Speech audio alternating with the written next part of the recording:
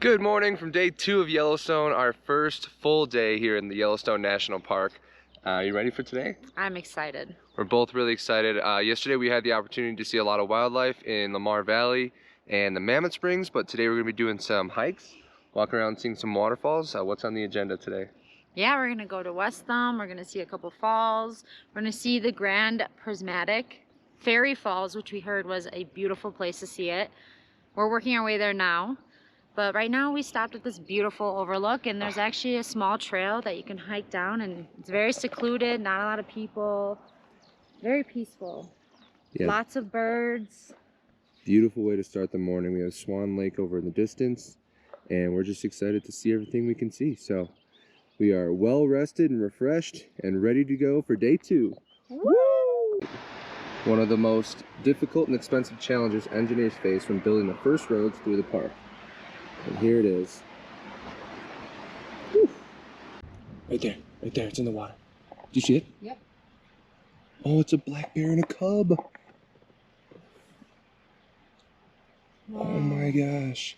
Oh, it's not a cub. Look at that. Oh my gosh, it's right there. Wow.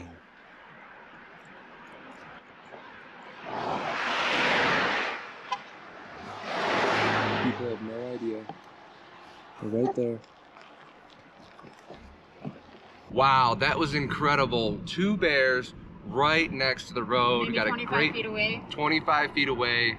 Absolutely incredible. Wow, we almost missed it too. There was only 2 cars stopped watching.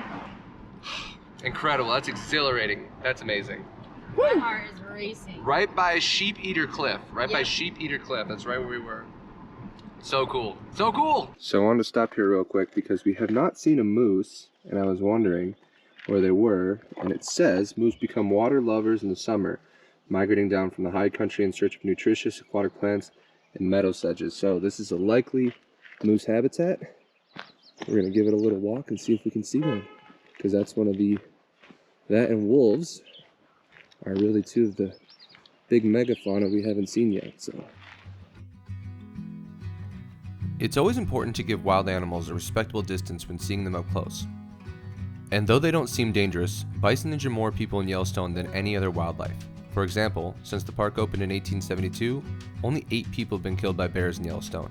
On the other hand, there were 25 bison-related injuries in just a 15-year span, all of them occurring when guests were closer than 20 feet away. So it's important to just be respectful, for their safety and for yours. As we ventured further towards the west gates of Yellowstone, we started to see a lot more geothermal activity. This started when we stopped at Roaring Mountain, a large acidic thermal area that contains a lot of fumaroles, or steam vents. Fumaroles are the hottest geothermal features in the park, as limited amount of water flashes into steam before reaching the surface.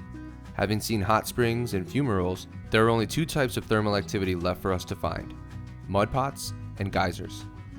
Look at mud pots. I think these are mud holes, right? Or no? Yes. Whoa. You are right.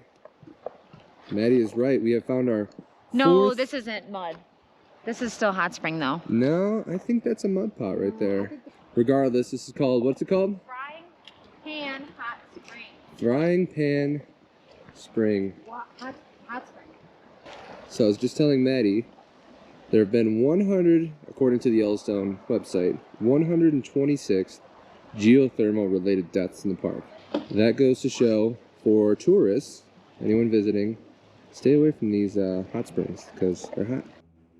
Next on our agenda was Yellowstone's largest hot spring, the Grand Prismatic. But before we got there, we had to take a few pit stops along the way.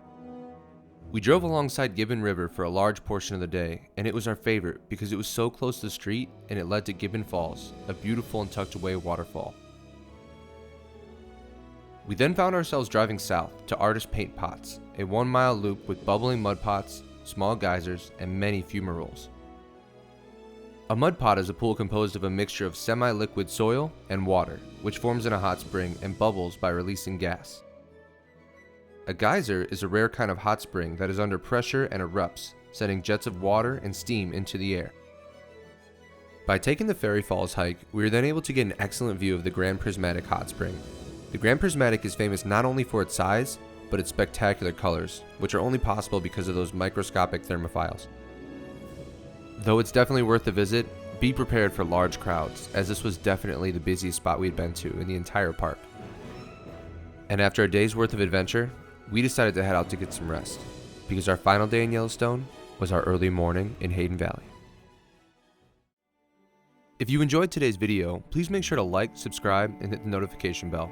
We'll see you next week for our final day in Yellowstone National Park.